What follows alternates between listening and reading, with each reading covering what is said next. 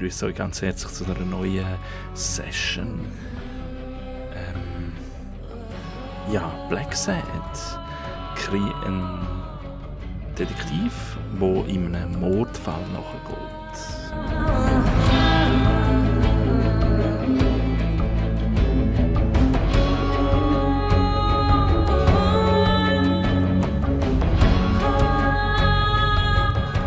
Letztes Mal waren wir in einem Boxclub und ja, es sind ein paar Hinweise nachgegangen. Ja, wir haben den Hinterausgang entdeckt. Dort hat es einen einen blinden Geißbock, glaube ich. Und ja, der hat dann auch ein paar Tipps gefunden für uns. Also so Farbkübeln und so. Auf jeden Fall setzen wir dort irgendwo an.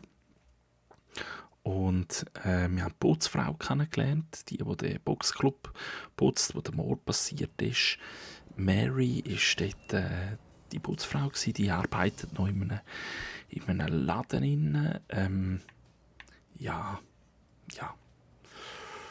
Mal, dann starten wir. Ich würde sagen,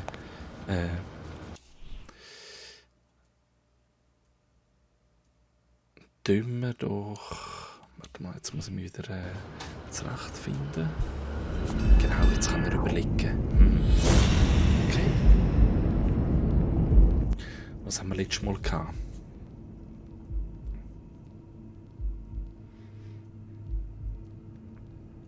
Also wir haben den Expander haben wir.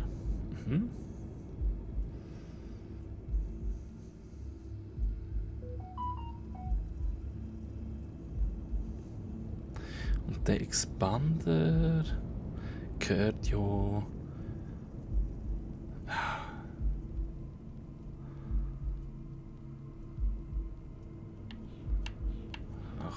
Da. Und jemand hat. Das gehört sicher zusammen. Und.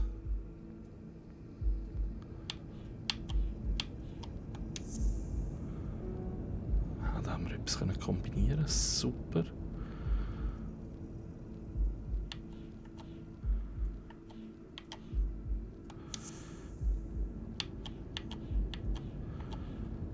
Das mit dem Expander können wir noch kombinieren. Super. Also so viel ist klar. Der Expander in der Mülltonne gehört Yale.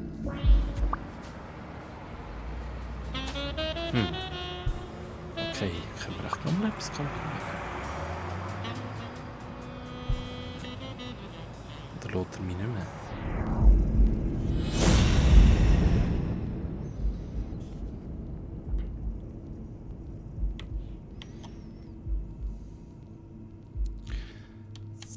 Also das mit dem Farbe. Was, das passt nicht zusammen.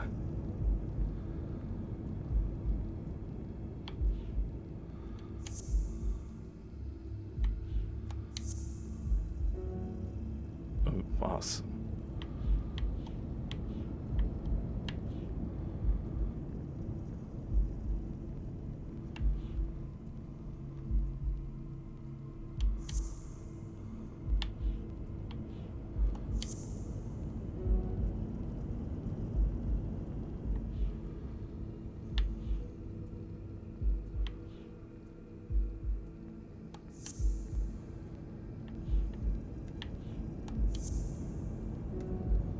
Was?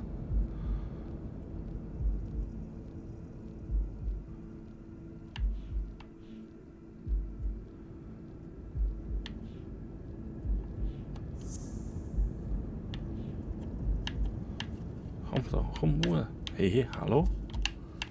Sag nur nicht. Sag nur nicht,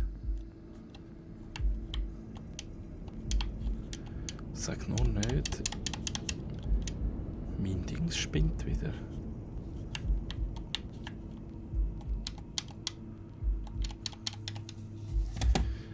nicht sein. Also, ich muss noch ganz kurz überprüfen, ob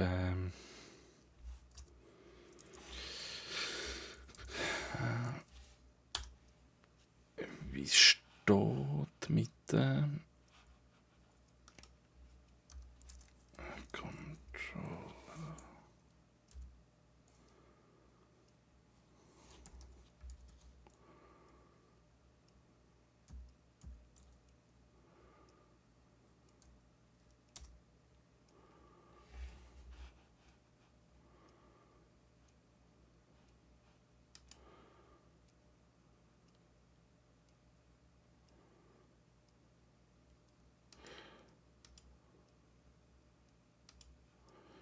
Warte mal, jetzt bin ich am falschen Ort.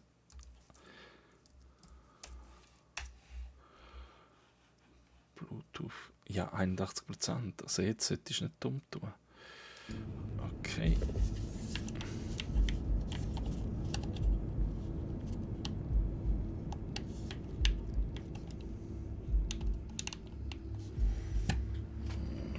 Jetzt tut er wieder ein bisschen dumm.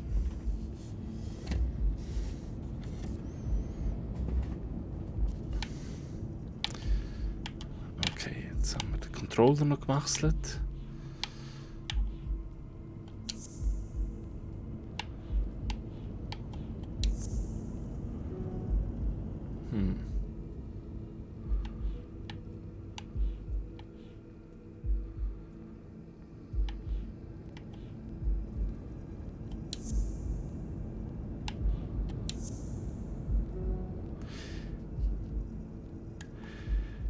Ja, also, ich werde hier nicht schlau.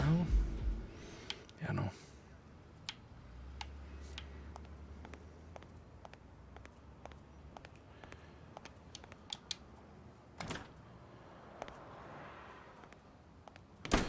Gehen wir nochmal rein. Vielleicht sehen wir da irgendetwas, aber da haben wir, glaube ich, alles.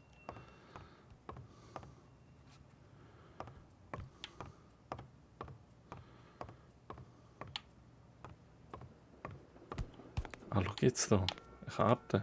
Komm. Ah. Okay, Hockey ist einfach eine mega coole Sportart.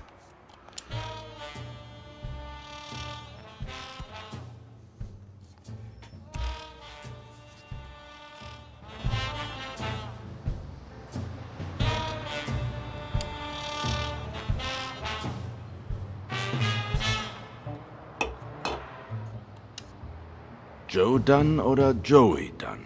Hä? Den hat doch keiner Joey genannt. Seine Frau vielleicht, ja.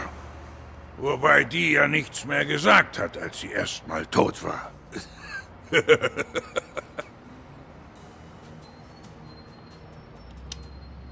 Nicht alle sind da so liberal wie Dunn.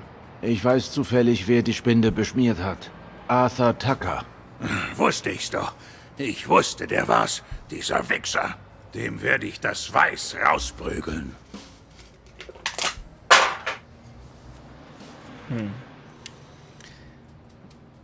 Was habe ich jetzt vergessen?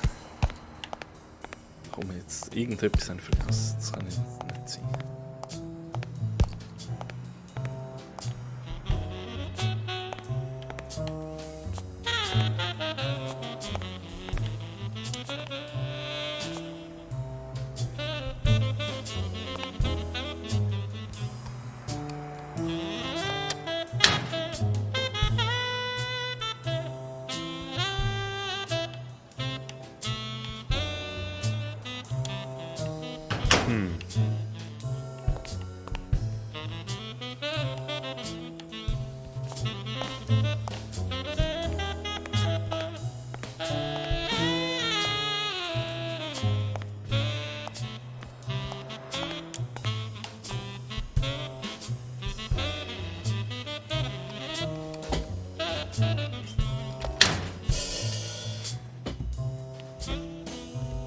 Aha.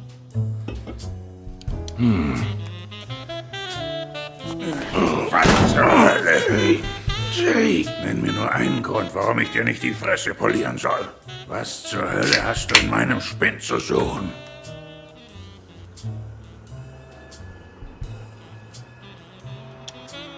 Ich glaube, du hast was zu verbergen, Jake. Ich dachte, wir wären Freunde, John. Loslassen. Manchmal bin ich umfing, John.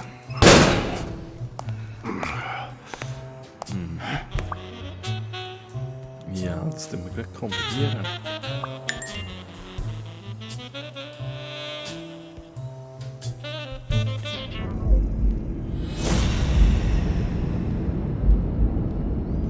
Klar.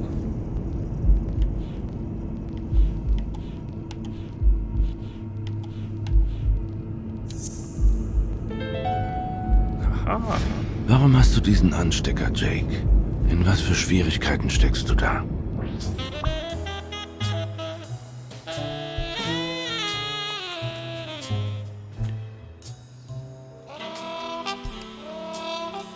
Jetzt kommt er sicher gleich wieder.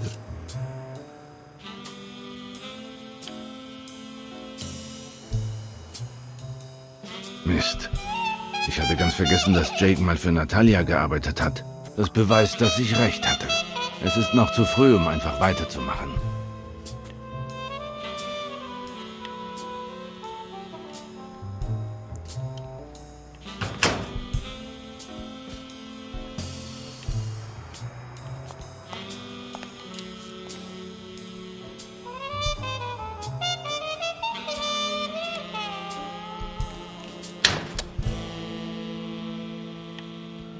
Da haben wir nichts mehr Neues. He? Da irgendetwas. Können wir das aufmachen? Loch und andere Gedichte. Abraham. Irgendetwas. Das bringt uns auch nicht weiter.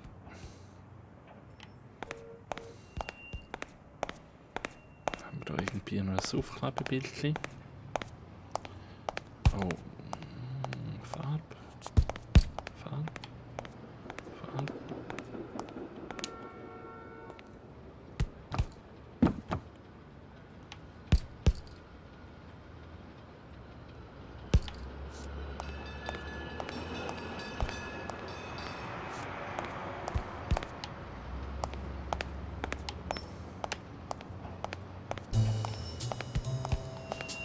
So, hier runter. Na gut, Jake. Ich hab dir gesagt, Desmond O'Leary. Ich weiß, dass du für den arbeitest. das denkst du dir doch aus. Warum sagst du denn sowas?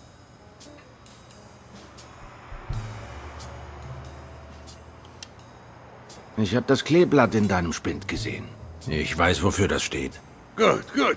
Sagen wir mal, du hast recht. Und jetzt? Was hast du jetzt vor, hm?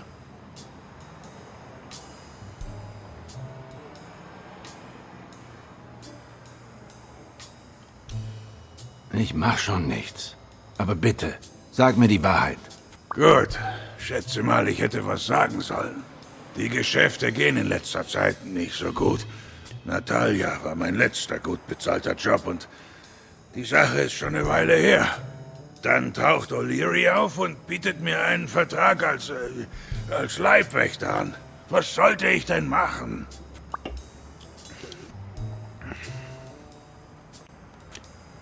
Du hättest Nein sagen können.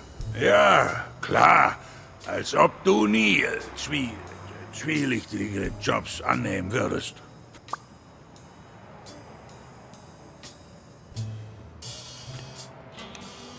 So einen Job würde ich niemals übernehmen. Hey, O'Leary mag seine Finger im illegalen Glücksspiel haben. Aber das heißt doch nicht, dass er Leute umlegt oder Witwen über den Tisch zieht. Und ich auch nicht. Ich bin bloß ein Leibwächter. Ich pass auf, dass keinem was passiert. Was ich mache, inklusive Vertrag und Lohntüte, ist 100% legal. Wie schlimm kann's also sein?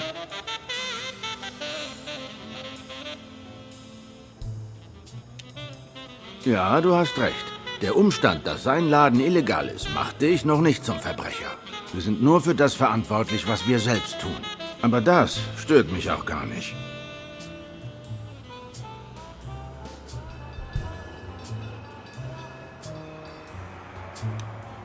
Ich weiß, du vertuschst O'Learys Rolle beim Tod von Joe Dunn. O'Leary? Niemals. Ich meine, ich glaube nicht, dass... Jake, bitte.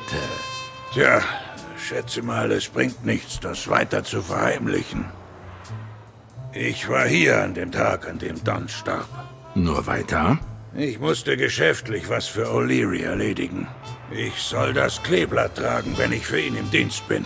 Ich hab das Scheißding in meinem Spind gelassen. Lass mich raten. Du bist durch den Hintereingang reingekommen. Wie hast du... Ja, genau so war's. Joe hatte erwähnt, dass er an jenem Nachmittag malen wollte, aber ich hatte das vergessen.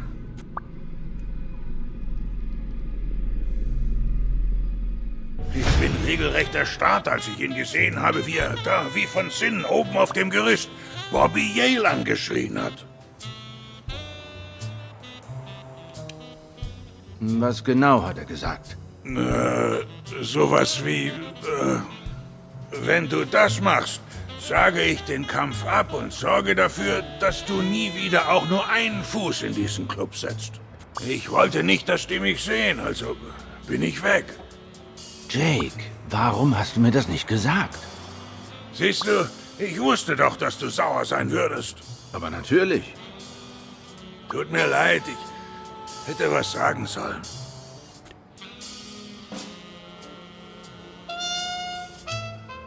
Das hättest du. Sagen wir einfach, du schuldest mir was, ja? Beim Geschäft bist du echt knallhart, John. Alles klar.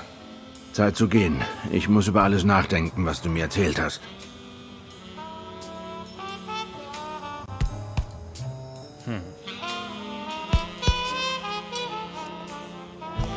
Können wir etwas kombinieren?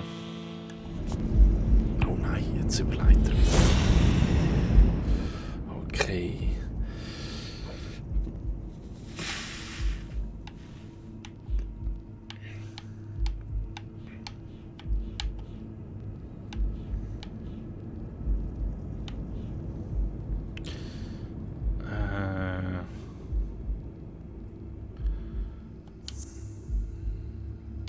Dann...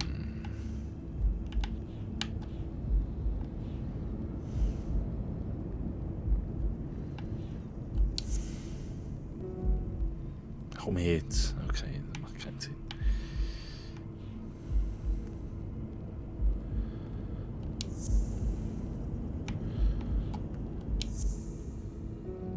Komm jetzt. Also, Dune wollte den Kampf absagen. Irgendetwas fallen die uns Selbstmord. Dune wollte den Kampf absagen.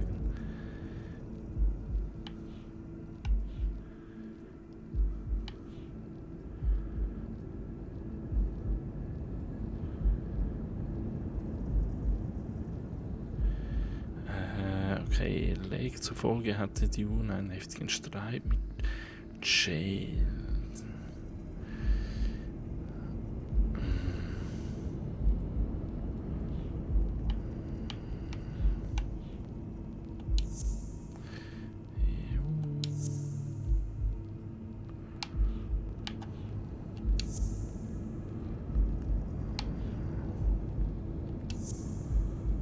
Nein, komm jetzt.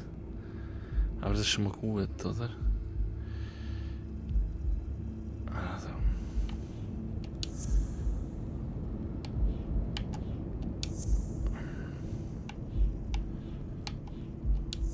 Nein. Nein. Ja, ich habe es kapiert.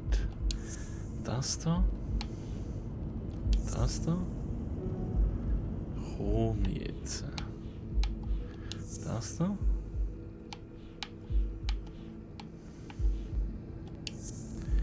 Das da. Das da.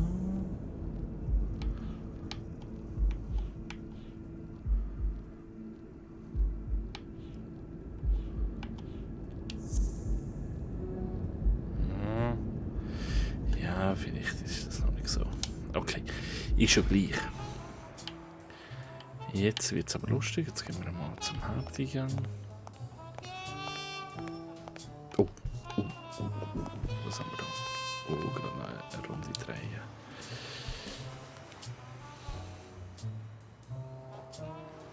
Für Sonja. Danke, Mr. Blacksad.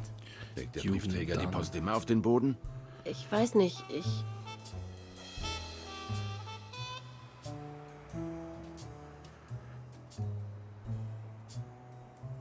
Was ist los?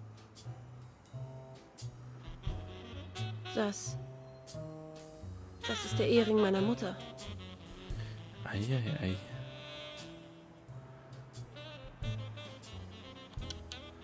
Wurde er gestohlen? Keine Ahnung. Mein Vater trug den nach ihrem Tod am kleinen Finger. Nicht immer, wie es scheint. Werden Sie für mich rauskriegen, warum? Ich versuch's. Aber da gibt es noch etwas, das mir Sorgen macht. Das hier könnte etwas zu tun haben mit...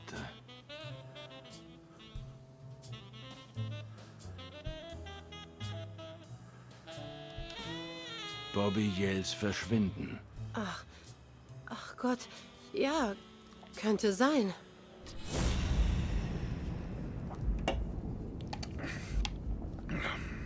Also, warte mal, wie geht jetzt das schon wieder? Jetzt kann ich so. So. Okay.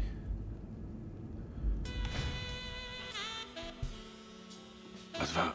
Was ist denn? Da macht einer Fotos vom Dach aus. Sind Sie sicher? Das sehe ich mir an. Für wen es denn das sein, Mister? Weekly. Oh, Y. Scheibe. Ach, immer der Controller. Lack. Klar. Für wen es denn das sein, Mister? Weekly.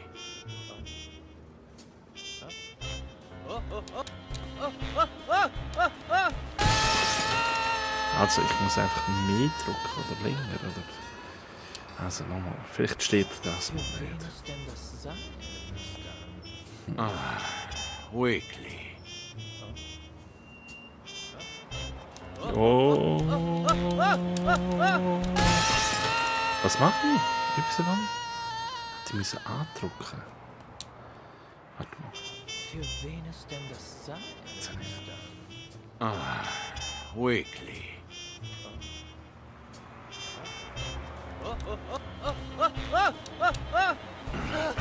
Was zur Hölle machst du hier?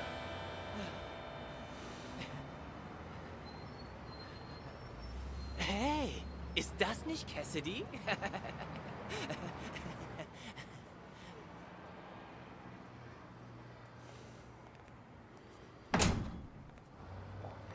Hey, immer die Wechsel ja Katze. nicht das Thema, du mieser, kleiner Dreckiger. Warum klären wir das nicht bei einem Eis, John? Wie in den guten alten Zeiten. Wie bist du hier aufgekommen? Ich will nicht, dass dich irgendwer sieht. Aha. Wir wissen's. Wir wissen's.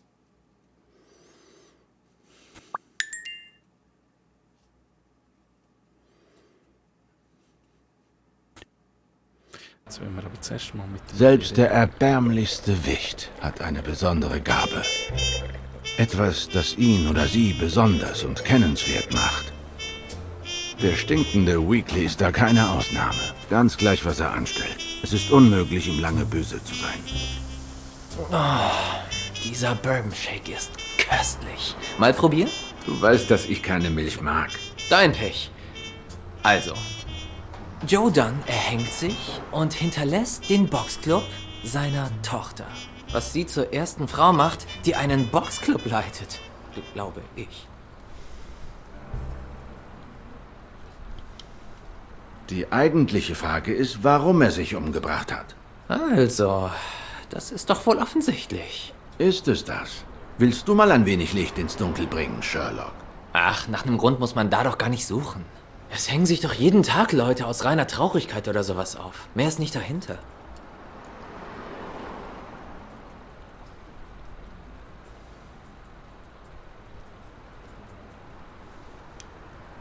Ich würde sagen, er hat sich vom Tod seiner Frau nie erholt.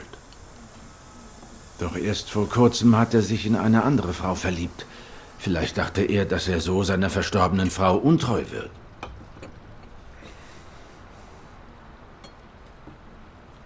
Nun spielt eigentlich keine Rolle, nur so eine Ahnung. Würde ich nicht mein Leben drauf verwetten. Ich habe da noch andere Verdächtige. Etwa O'Leary, den Buchmacher. Desmond O'Leary? Der gleiche O'Leary, der mal mit Helen Moore zusammen war? Mit Amerikas Nummer 1 Schnuckel? Also das ist mal eine Frau. Und dann wäre da dieses Walross. Wer war der Typ überhaupt? Komm schon, du hast noch nie von Frank Cassidy gehört? Dem Präsidenten des Verbands der Boxmanager? Der ist zudem der Agent von Stone, dem Gegner von Bobby Yale. Der könnte doch wissen, warum Dunn sich umgebracht hat, oder? Ich beschloss, Weekly zu bitten, Cassidy unter die Lupe zu nehmen. Warum?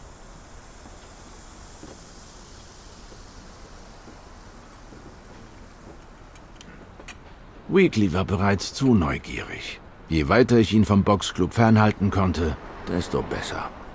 Und alle Informationen über Cassidy könnten sich als nützlich erweisen. Man weiß ja nie. Aber bei Weekly ist man nie sicher, was am besten wäre. Sollte ich ihm einen Befehl geben oder eine subtile Andeutung fallen lassen? Eindeutig. Ja, bei Cassidy könntest du richtig liegen. Aber wird nicht leicht sein, den zum Reden zu bringen. Scheint mir ein ziemlich harter Brocken zu sein. Nur ein ebenso gründlicher wie effizienter Detektiv könnte sowas schaffen. Das Problem ist nur, dass ich selbst schon so viel zu tun habe. Du kannst dich glücklich schätzen, John Blacksad. Was genau meinst du? Du hast soeben genau den gründlichen Detektiv gefunden, den du brauchst. Oh, natürlich. Was für eine tolle Idee. Wie bist du denn darauf gekommen? Ey, kein Problem. Aber du musst mir einen Gefallen tun. Sag Sonja Dunn, dass ein legendärer Journalist von What's News ein Interview mit ihr möchte. Weekly, bitte. Tja, falls nicht, dann bye bye, Cassidy.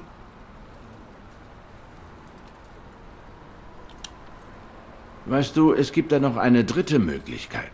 Was ist, wenn ich Sonja sage, sie soll dich verklagen, weil du ihr nachgestellt hast? Machst du nicht. Lass es nicht drauf ankommen. Schon gut. Du hast gewonnen. Übrigens, ich habe dir noch gar nicht gesagt, was mit Colbert passiert ist, oder? Nein, was ist es denn?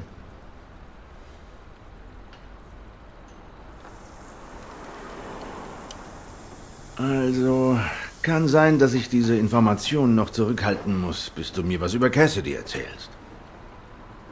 Wird dir gefallen.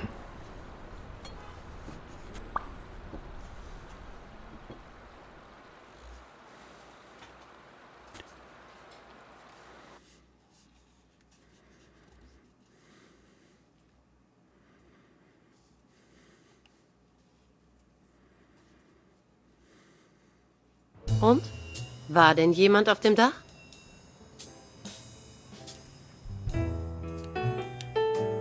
Da war keiner. Muss mich getäuscht haben. Ein Detektiv mit Halluzinationen. Heute muss mein Glückstag sein.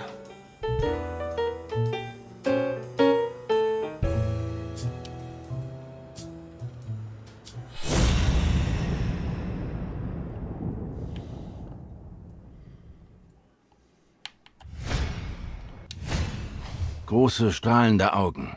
Sie sieht bestens ausgeruht aus. Entweder trauert sie nicht um ihren Vater, oder sie ist ein Schminkprofi.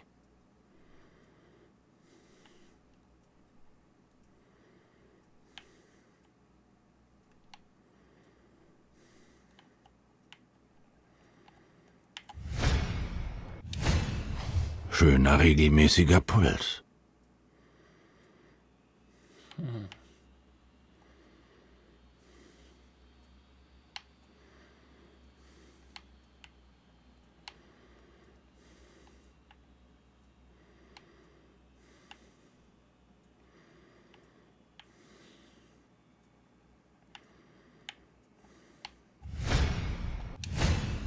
Schöner, regelmäßiger Puls. Ja, okay. Ändert sich nicht.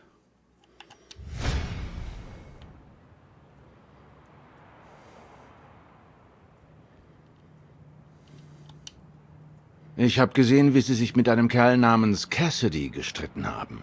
Was wollte der denn? Sie wissen noch, dass ein Kampf stattfinden muss, um diesen Boxclub zu retten? Nun, Cassidy managt Yales Gegner Stone, den amtierenden Champion.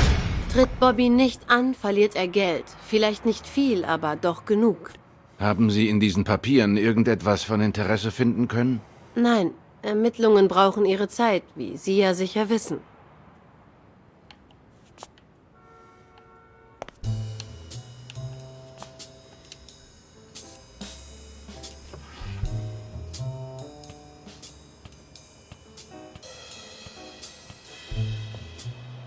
Dann hatte Unterlagen zu den Angestellten und Kunden des Boxclubs. Name, Adresse und Geburtsdatum. Ja, also komm. 2 Kombinationen.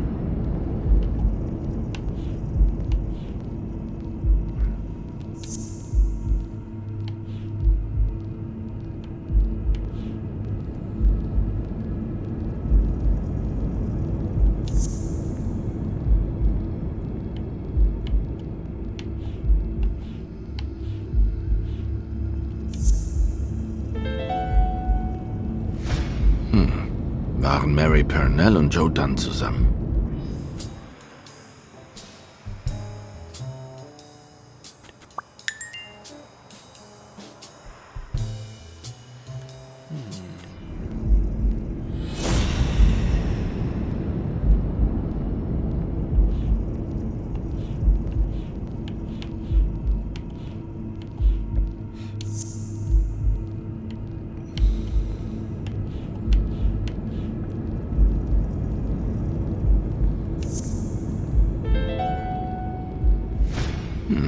Was ist, wenn Marys Geburtsdatum die Kombination für den Tresor ist?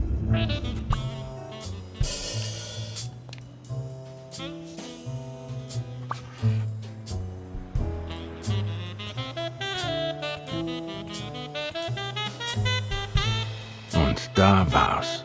Marys Geburtstag. Eine Woche vor jenem Tag.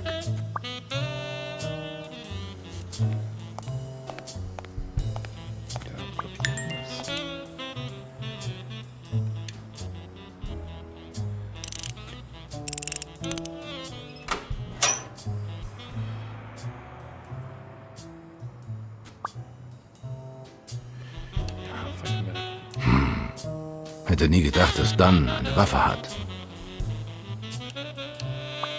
Ein paar Kröten. Vielleicht die Portokasse.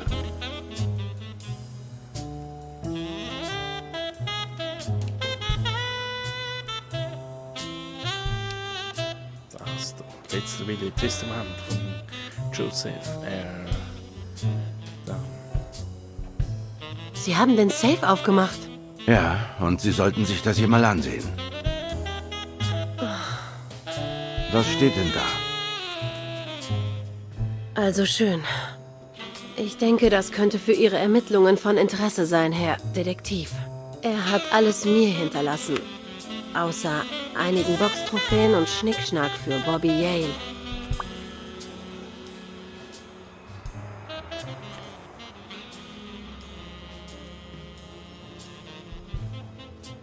Ui, ui. Wann wurde das Testament unterzeichnet? Es wurde vor 4 Jahren geschrieben.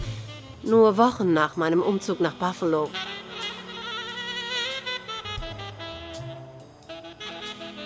Meinen Sie, Bobby Yale hat es gelesen, bevor er verschwand? Kann sein.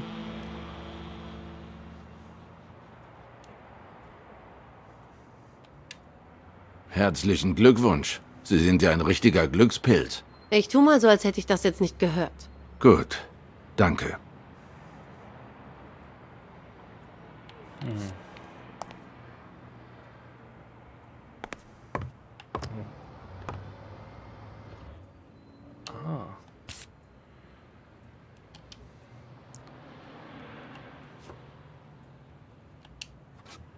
Dunns Zimmer hatte eine tolle Aussicht.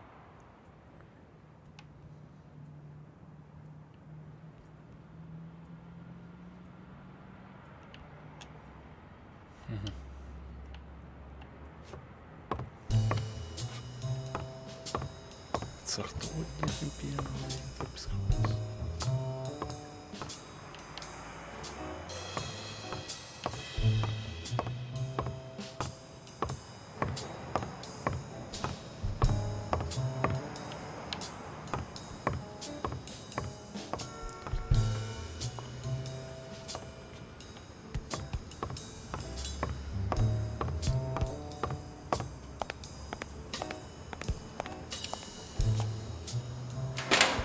Ja, gehen wir noch zu der Mary.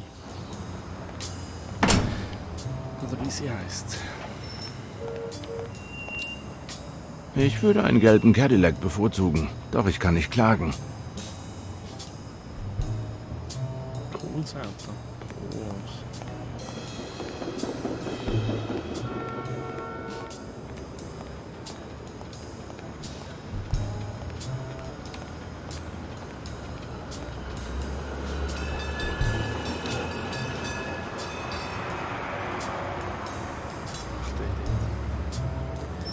Der Wolf.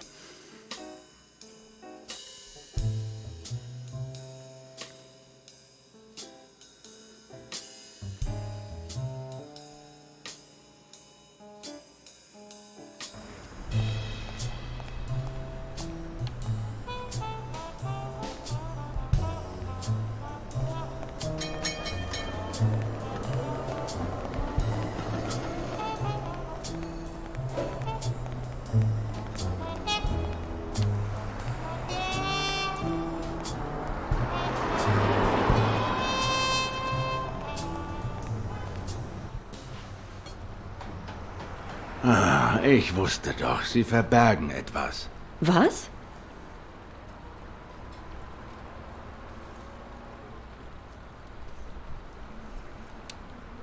Alles Gute zum Geburtstag. Der war letzte Woche, habe ich gerade rausgefunden.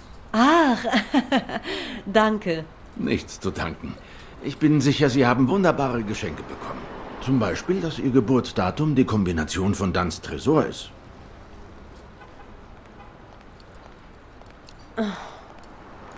Du liebe Güte. Ich kann hier nicht frei reden. Meine Schicht geht noch 10 Minuten. Können Sie noch ein bisschen warten?